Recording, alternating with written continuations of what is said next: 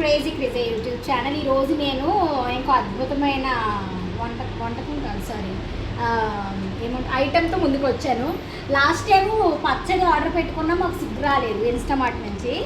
ఈరోజు early morning లేచినట్టునే oats కలిపేసుకుందామని ఇద్దరు ప్రబుద్ధులం అన్నమాట. మేము కలిపేసుకుందామని అనుకున్నాము రాత్ర.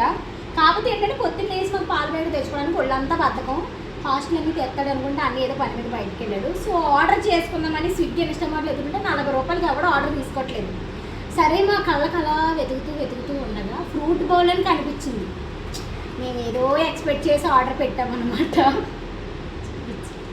ఇదిగోండి, ఇది మేము ఆర్డర్ చేసిన ఇన్స్టామార్ట్ ఫ్రూట్ బౌల్ అనమాట.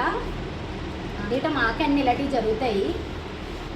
మీకు ఇప్పుడు ఈ ఫ్రూట్ బౌల్లో ఎన్ని రకాల ఫ్రూట్స్ వచ్చాయి, ఎంత హెల్దీ ఫ్రూట్స్ వచ్చాయో నేను మీకు చూపిస్తాను.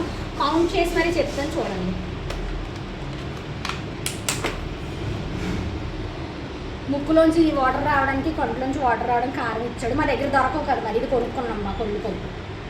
ఇప్పుడు ఎన్ని ఇచ్చాడు తెలుసా? 1 2 3 4 5 6 పపాయ ముక్కలు ఇచ్చాడు. 6 కరెక్ట్గా లెక్కెట్టాను. 6 ఇవి 2 అవి 2 2 4 6. ఇవి కర్బూజా అనమాట. 1 2 3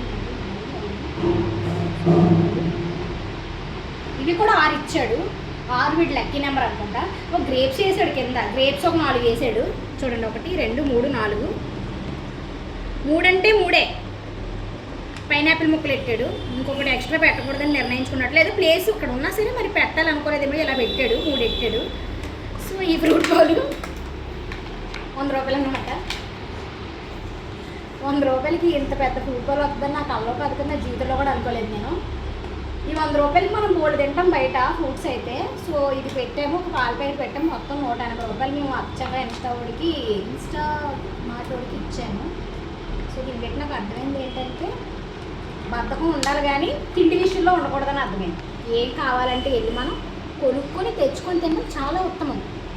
సో ఇంకెప్పుడు నా జీవితంలోనే కాదు కదా, నా ఫ్రెండ్ జీవితంలో కూడా నేను స్విగ్గీ ఇన్స్టామార్ట్లో ఏమి ఆర్డర్ చేయలేము. ఒకవేళ చేసామనుకో కంపల్సరీ మాకు ఇలాంటిగా జరుగుతుంది. కాబట్టి ఇది రెండోసారి హెచ్చరిక కాదు, ఇది ఎండింగ్ పాయింట్ అనమాట. ఇంకెప్పుడు మేము ఆర్డర్ చేయం. దయచేసి మీరు కూడా మాలని మోసపోకండి. ఇలాంటి ఇన్స్టామార్ట్లో ఫ్రూట్ బౌల్స్ మాత్రం ఎట్టి పరిస్థితుల్లో పెట్టకండి. చాలా అందంగా తయారు చేసి ఇస్తాడనమాట. ఇలా చూస్తే చాలా ఆనందపడిపోయాం. ఈ కార్డికన్ చాలా ఉన్నాయని, తీసి చూస్తే ఏమీ లేవు. బొచ్చు